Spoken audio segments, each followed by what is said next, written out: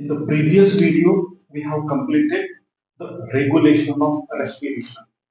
Now, in this video, we are going to learn the respiratory disorders. तो हमें तीन respiratory disorders का study करना है. Number one asthma, number two emphysema and number three occupational respiratory disorders. तो उसमें से फर्स्ट लर्न करेंगे कि अस्थमा क्या है, क्या होता है अस्थमा में. So first point in asthma is difficulty in breathing. Breathing मतलब inspiration and expiration, inhalation and exhalation. उसमें difficulty आती है and उससे क्या होता है causing wheezing मतलब irritation in the throat. So this is first important. कौन सा है अस्थमा. क्या है अस्थमा. अस्थमा इज क्या होता है तो difficulty in breathing, difficulty in breathing. And हमने ब्रीथिंग लर्न किया है कि ब्रीथिंग मतलब क्या है. तो ब्रीथिंग मतलब इंस्पिरेशन एंड एक्सपीरेशन. उसमें डिफिकल्टी होता है. उससे क्या होता है कॉजिंग, जब डिफिकल्टी होती है ब्रीथिंग में तो उससे क्या होता है कॉजिंग व्हीजिंग. व्हीजिंग मतलब irritation in the throat. That is the first important point related to the asthma.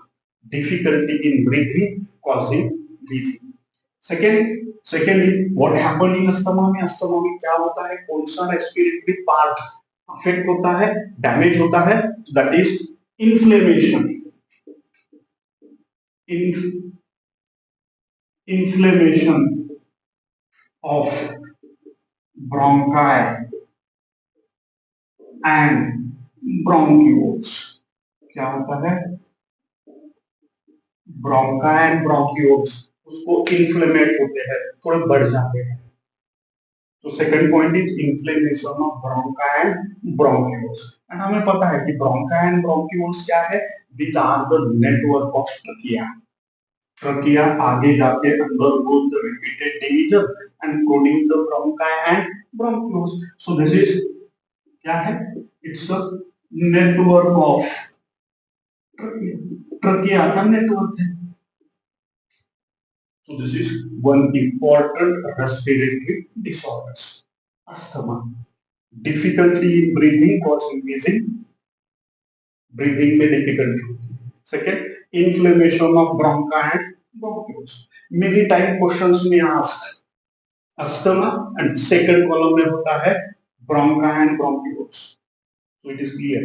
Asthma is related to the inflammation of bronchi and bronchioles. This is first.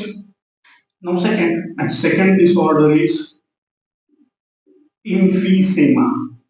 कौन सा डिसऑर्डर है इज emphysema. अब emphysema में क्या होता है तो emphysema is chronic disorder. कैसा है क्रोनिक मतलब लंबे समय तक चलने वाला. उसके अपोजिट क्या होता है एक्यूट, जैसा कि cold cough, these are acute disorders. But emphysema is chronic disorder. So first point is emphysema is कैसा है chronic disorder. And chronic disorder मतलब लंबे समय तक चलने वाला, लॉन्ग ड्यूरेशन वाला डिसऑर्डर. एंड सेकंड क्यों होता है और क्या होता है emphysema में. emphysema में जो होता है alveoli, हमें पता है alveoli is the last part of the respiratory tract. and alveoli को हमने कहा है कि alveoli is the actual site of exchange of respiratory gases. Clear. तो इसमें क्या होता है emphysema में. emphysema में alveolar walls जो होते हैं, alveolar walls get damaged. कौन सा पार्ट रेस्पिरेटरी सिस्टम का emphysema में डैमेज होता है तो alveolar walls get damaged. अगर alveola के वॉल डैमेज हो गए, alveola ऐसा होता है सैक लाइक स्ट्रक्चर, ये वॉल्स अगर डैमेज होते हैं तो क्या होता है decreased decreased respiratory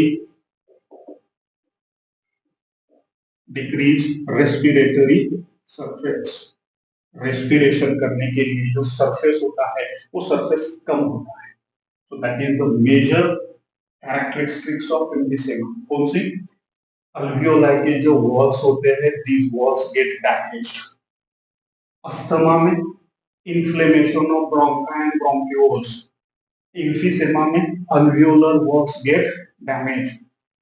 alveolar walls gate damage होने से क्या होता है, जो रेस्पिरेटरी सरफेस होता है अल्वियोलाई पे वो कम होता है, डिक्रीज होता है. And third one is which is a major cause. क्यों होता है, कैसे होता है, या विच इज अ कॉज. तो major cause of emphysema is cigarette smoking.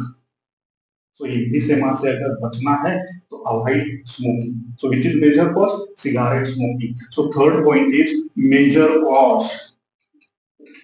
Major cause क्या है, major cause is cigarette smoking. Cigarette smoking is the major cause of एम्फीसेमा. सो कितने पॉइंट है एम्फीसेमा में? 3. Number 1, it's a chronic disorder. Chronic मतलब लंबे समय तक चलने वाला, लॉन्ग ड्यूरेशन डिसऑर्डर.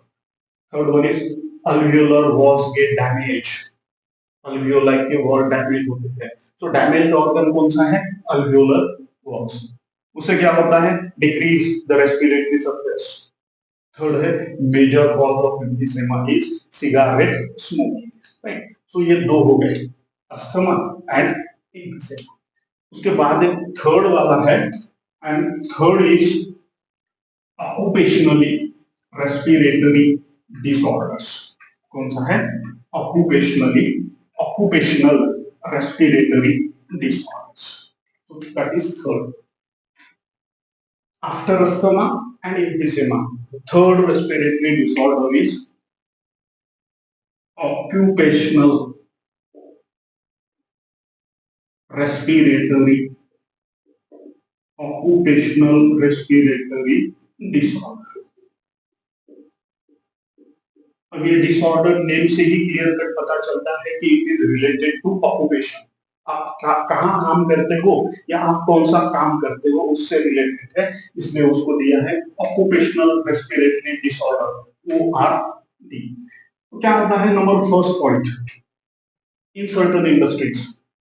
कौन से, specially the grinding and stone breaking industry.